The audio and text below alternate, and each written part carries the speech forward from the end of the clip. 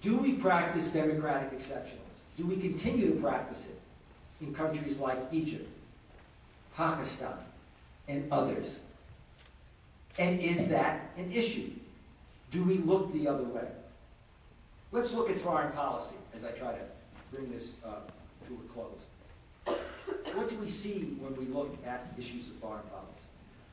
On the one hand, we see President Obama coming into office and it seeming to be a breath of fresh air for him. Obama surprises people from his inaugural address to his speech in Ankara.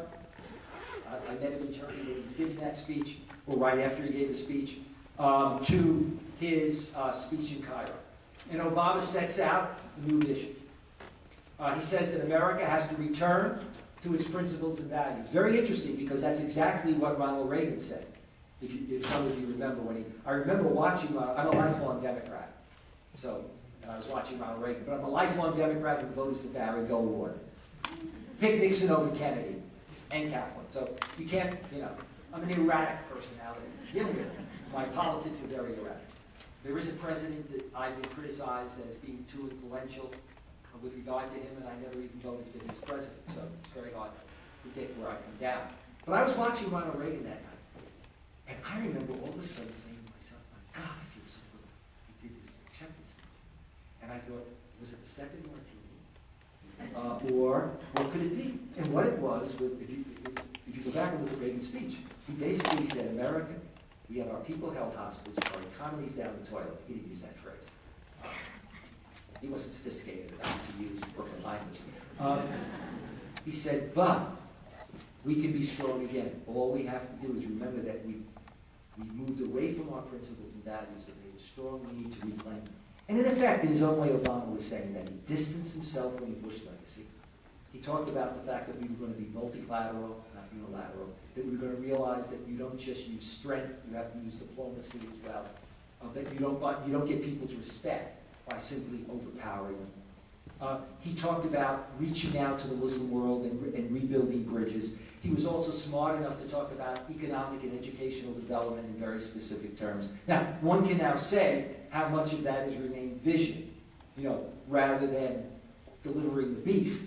But the point is, the president saw the importance of, if you will, dealing with a public diplomacy, but one in which, if you look at his Cairo speech, he not only demonstrated a singular sensitivity to Islam itself and distinguished between mainstream Islam, extremists, to the American Muslim experience, to Islamic history, but also to the fact that public diplomacy was not just about making nice. The public diplomacy was also about foreign policy.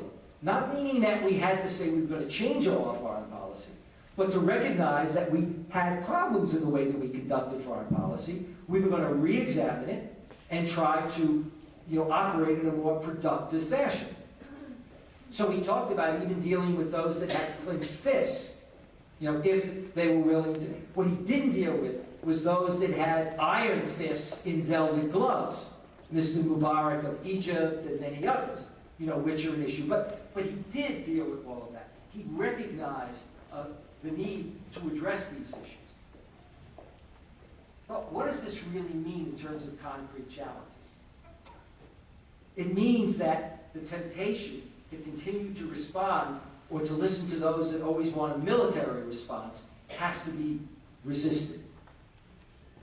The problem we have is Guantanamo is supposed to be shut. It's not shut down. It's supposed to move to civilian trials, and now looks like Congress may actually opt for military tribunals. That's going to send the wrong kind of message. Remember, in Iran, under the Shah, and in other countries, we often, and in Iraq, we would talk about exempting our soldiers. Didn't matter about the other people, from tribunals there. They all had to be tried at home. Why? Because we didn't feel that local tribunals, and particularly military tribunals, would be all that fair. But we're going to reassure everybody else that if we have military tribunals, and we don't operate by our standard regulations, that it is going to be fair. Obama inherits two major catastrophic situations, Iraq and Afghanistan, and discovers that no matter what he says, we've got two countries that are occupied. in two countries that are fragile. And so on the one hand, you want an exit strategy, but, you know, how do you get out and still not leave and have the whole thing fall apart and get blamed for it? So you figure out how you're going to juggle the balls in Iraq, and that's not clear at all. Iraq is still very fragile. And Afghanistan is horrendous. There is no security in Afghanistan. You barely have security in the capital. And the security for Karzai is not provided by Afghans. It's provided by American forces and by Blackwater types.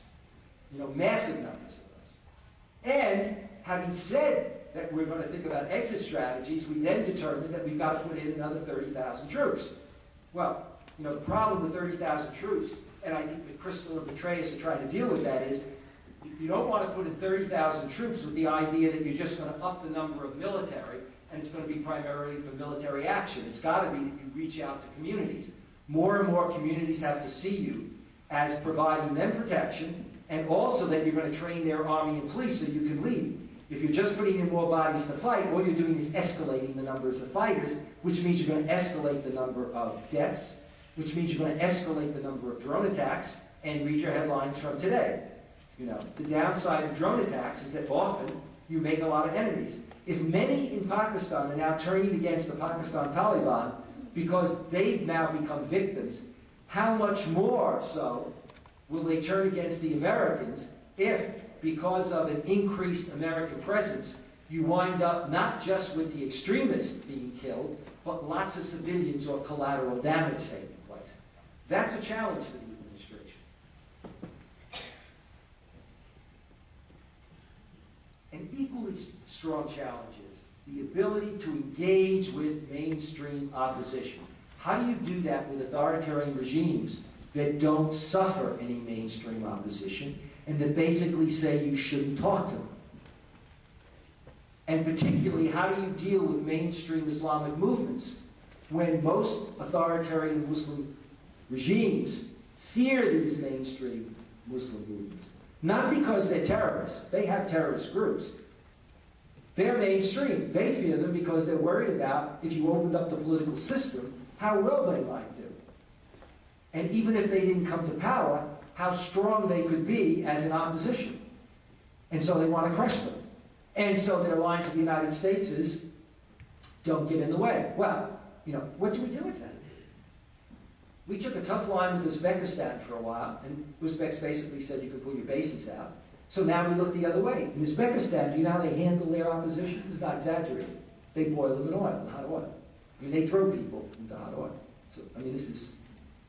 So, we're dealing with a very mixed bag here, and that's the difficulty the president faces. We have to continue to have a military option, but to emphasize diplomacy. If you're dealing with an Ahmadinejad that provokes, well, that's fine. The question is, can you handle it? I often kid, you know, I give talks sometimes, and they have security there. In some of the places I speak. And I'll often say, well, don't worry, they'll say to people, don't worry, we have a lot of security. If something happens, we'll just usher them out. I'll say, you don't have to run from Brooklyn. I'll just jump over the table and punch them out. Now, I'm nonviolent. I learned that as a kid. I took somebody on. All I remember is banging my head on the curb. From that moment on, I do not believe in fighting. It's not worth it. But the reality of it is, with an Ahmadinejad, our instinct always, you know, particularly from my point of view, from the right, whether it's Republican or Democrat, is to talk about the kind of military option. It's sort of like, who do they think they are? You know, they say something we find offensive, so we're going to do something about it. Well, you know, our Secretary of State winds up telling the Iranians that she's sure that the military are probably going to try to take over from Khamenei and others. You could see why there might be some Iranians who would get upset. Or we refuse to recognize the fact that how different Iranians are, however much they're against the regime. Iranians are generally united on Iran's right to have a nuclear capability. And so the best way to mobilize Iranians in terms of Iranian nationalism is to simply say, no, you may not have it. It's like we said it to the Pakistanis. India can have it. Israel can have it. And they don't even allow us and allow international organizations to even go in and examine what they have. But they can have it. But you can't have it. And so part of the challenge to the administration is, how do you balance the issue of